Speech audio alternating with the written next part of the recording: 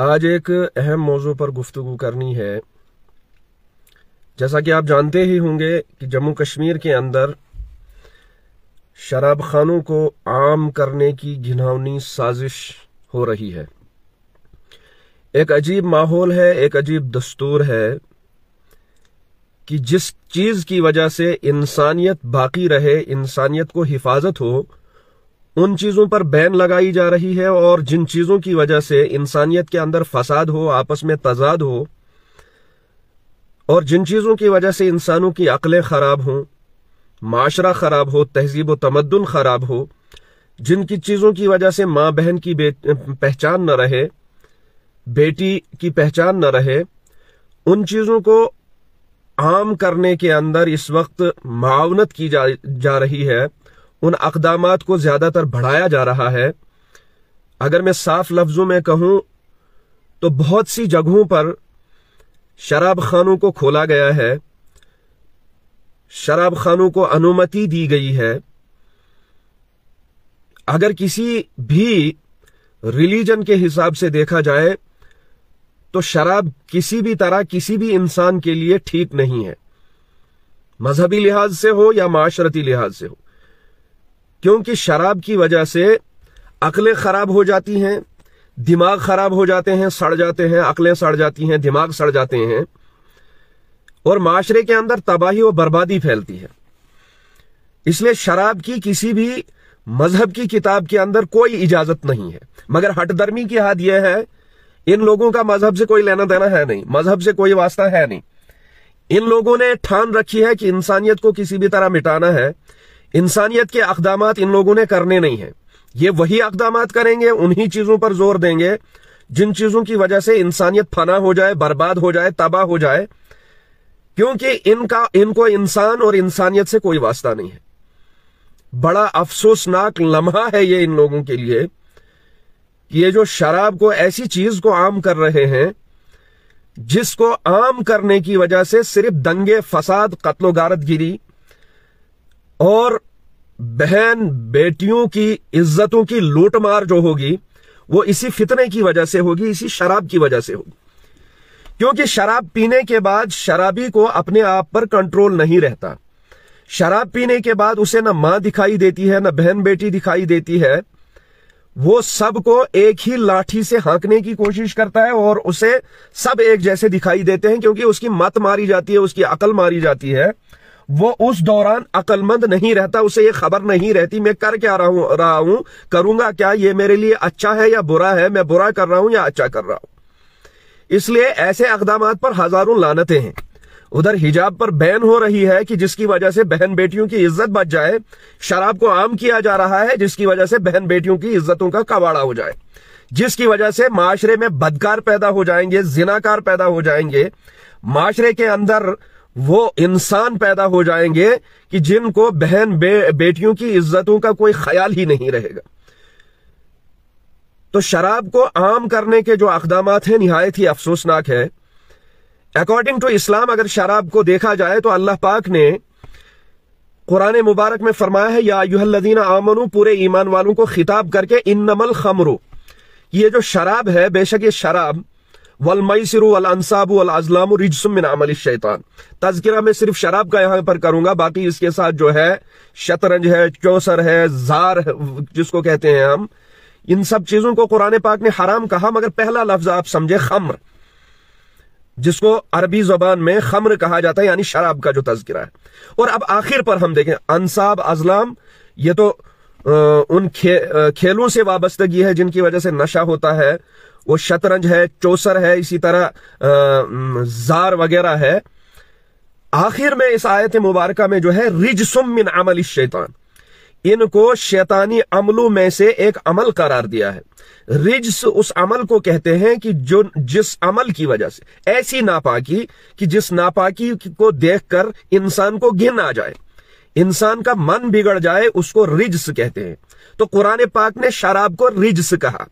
کہ شراب ایسی ناپاک چیز ہے،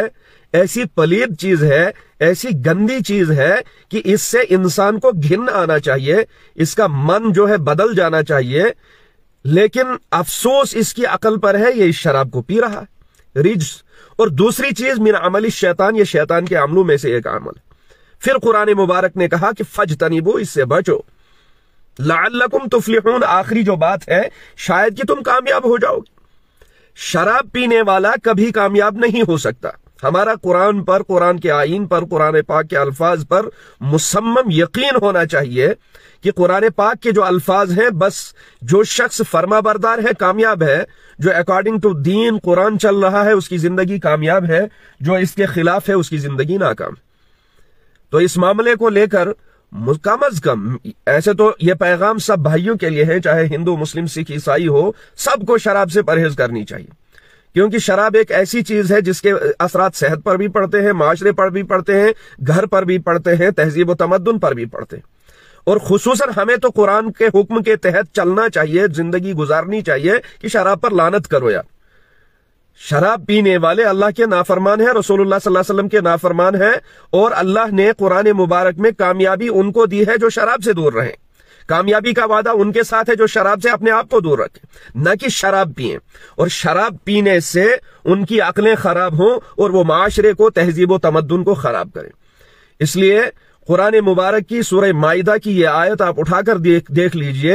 جہاں پر صاف اور واضح طور پر قرآن پاک کے ذریعے سے اعلان کیا گیا، ایمان والوں کو کہا گیا، انما الخمر والمیسر والانصاب والازلام رجس من عمل الشیطان، شراب سے دور رہو، یہ شیطانی عمل ہے، شراب مت پیو، یہ شیطانی عمل ہے۔ اس شیطانی عمل سے جب تم دور رہو گے تو کامیابی تمہارے قدم چومے گی۔ لعلکم تفلحون، اللہ پاک نے آخر میں کہا کہ اس سے بچو تاکہ تم کامیاب ہو جاؤ، تم زندگی میں کامیاب ہو جاؤ، دنیاوی زندگی میں، اخروی زندگی میں کامیاب ہو جاؤ۔ تو اس لیے تمام